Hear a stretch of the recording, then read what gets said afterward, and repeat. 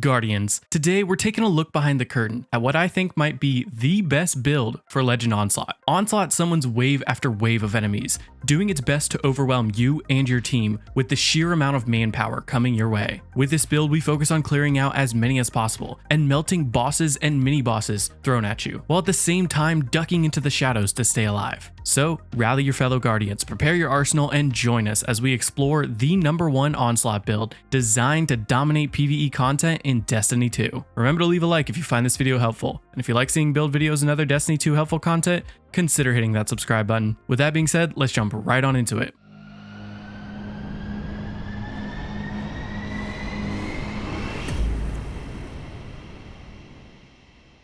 The exotic of choice for this build is Lucky Pants. So the gameplay loop goes like this. Make sure your hand cannon is fully reloaded. Put it away and take it back out to get the illegally modded holster buff. This is about a 5-second buff that gives you 60% increased damage for every bullet, capping out at 10 stacks, which gives you a whopping 600% increased damage. Meaning that if we account for all of our buffs and debuffs, we can output upwards of 1,690% more damage, which basically turns your primary weapon into a heavy weapon. The crazy thing is that all you have to do is reload your weapon and put it away for 10 seconds to start all over again. Since Lucky Pants says that you need a kinetic or matching hand cannon, this technically could be run on any subclass, though I think Void Hunter is the best option, since we can provide numerous buffs for our team and easily go invisible. So let's dive into the build and break down how it works. When it comes to our super, we have 3 options, but Deadfall Tether is the best option. Deadfall will roughly last twice as long, meaning that you and your team will be able to deal more overall damage. And when in Onslaught, that means locking down a lane for a longer time. When it comes to our abilities, for a grenade, you have 2 main options, Vortex Grenade or Scatter Grenade. Vortex is more consistent and offers more overall damage, but Scatter offers you a shorter cooldown, so you can use it to help cycle through your abilities. Use whichever one you prefer. If you want a shorter cooldown, go for Scatter, but if you want more consistent damage, go with Vortex. And for our melee, we have Snare Bomb. This is our only melee option, but because it does cause weaken, we can not only output more damage, but we can also use it to make us and our team go invisible by diving into the ground with quick fall. And this part comes from one of our aspects that we will touch on in a minute. For our dodge, I like to choose Gambler's Dodge. Since our melee not only weakens but also gives invisibility, we can use Gambler's Dodge to essentially have 2 charges for our melee. Just make sure to dodge close enough to enemies to get your melee back. And for the first aspect, we're taking Trapper's Ambush. This allows you to activate Quick Fall while you're in the air to dive back down to the ground, spending your smoke bomb and creating a smoke cloud. This cloud both weakens enemies, but it also makes you and nearby allies invisible. This aspect is super strong in high level content like Grandmaster Nightfalls and even Legend Onslaught.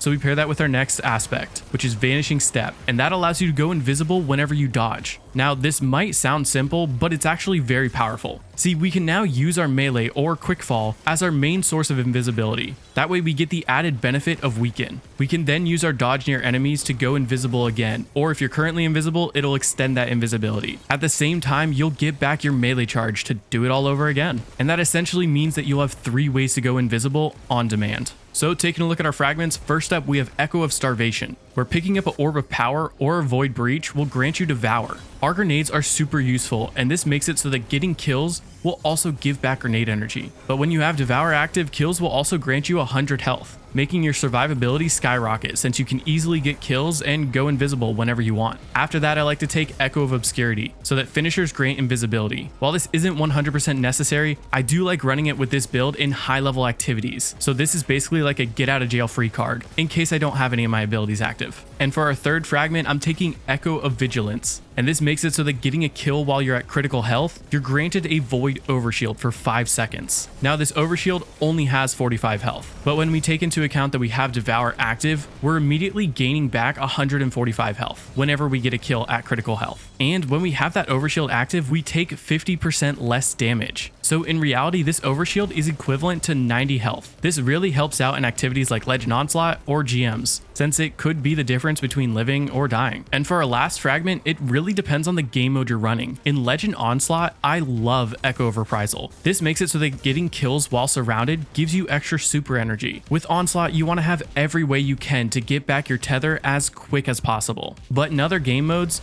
that aren't so dependent on you getting your tether back, such as raids or GMs, I would recommend Echo of Persistence. That way your invisibility, devour, and overshields will last about 50% longer. So let's talk about ways to improve the build. First up are stat mods. I am shooting for 100 resilience. The extra 30% damage resistance is huge, especially when we take into account being able to go invisible to recover health, and it's stacking with the 50% damage resistance from void overshields. I also then like to shoot for about 100 discipline. Devour is nice for getting back our grenade, but the vortex grenade has a super long cooldown, so I take 100 discipline to shorten it as much as possible, and then I use that grenade to feed into my other abilities. So after that, I like to shoot for about 50 to 70 in strength, mobility, and intellect. Remember, our melee makes us invisible, and our dodge basically gives us 2 charges of invisibility, so both of those are pretty crucial. But as we mentioned, tether can lock down an entire spawn of onslaught, so 50 is the lowest I'd really go on intellect. Recovery is absolutely not necessary on this build, which is why I like to stay at tier 0. When it comes to armor mods, for our helmet mods, I like to take kinetic siphon, so that rapid kills with kinetic weapons will create orbs. You can use this or arc siphon if you are running the indebted kindness. We get kills with both our hand cannon and indebted kindness a ton, so pick whichever one suits you best. I am going to also pair that with heavy ammo finder, so we're going to generate heavy ammo bricks more often, and this just allows you to use your rocket more often. And I'm also going to take dynamo, so that dodging near enemies gives you 2.5% of your super. You need to dodge near enemies to get your melee back anyway, so this helps get your super back even quicker as well. And for our gauntlet mods, first up I'm taking kinetic loader. This gives you a quicker reload for your hand cannon. That way you can speed up the process of reloading and switching to another weapon. Then I like to pair that with momentum transfer and bolstering detonation, so that our grenades will grant melee energy and class ability energy. We kill a ton of enemies, so we proc devour non-stop, leading to a ton more grenade energy. So we want to use those grenades to feed back into our other abilities. And when it comes to your chest mods, I like to take 3 resistance mods, depending on the content you're in. I usually like to take a harmonic to cover void, and then pair that with either arc or solar. And then for our final resistance, I like concussive, especially for onslaught. There's a ton of AoE damage in onslaught, so concussive dampener will help keep you alive better. And for our leg mods, the first one I'm taking is recuperation. I love to pair this with Invis Hunter, since we can create so many orbs. This plus devour should keep us pretty healthy, since now picking up orbs will give us a boost of 70 health. And picking up those orbs will also help out with our next 2 mods, which are going to be both kinetic weapon surge mods. The extra 17% damage stacked with the constant 600% damage is absolutely massive, especially when it comes to those later rounds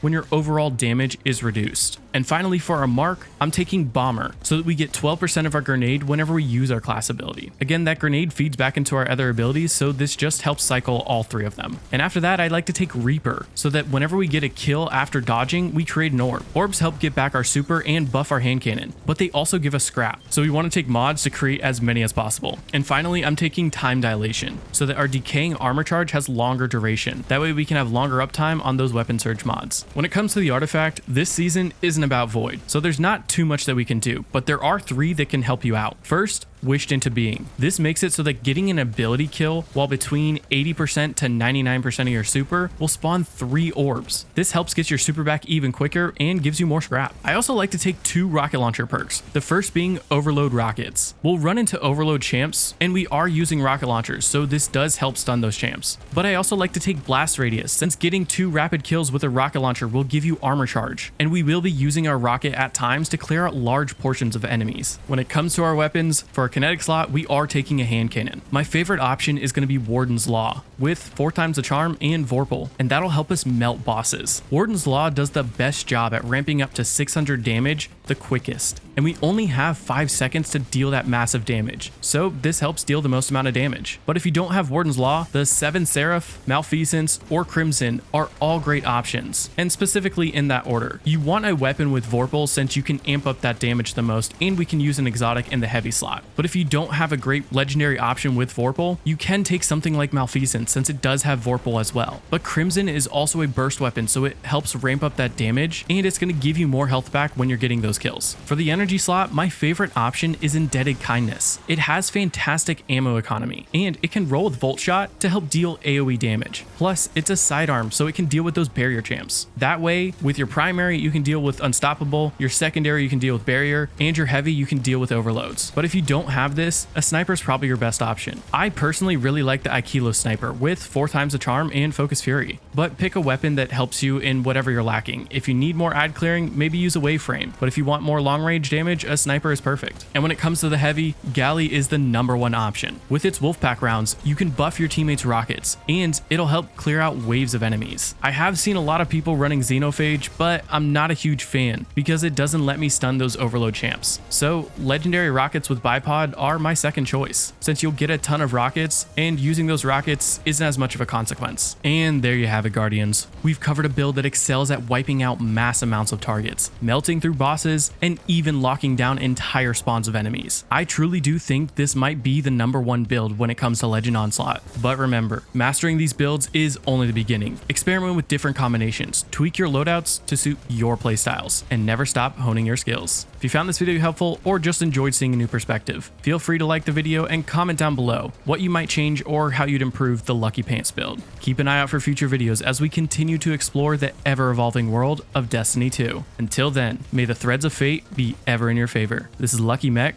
signing off. See you on the next adventure, Guardians.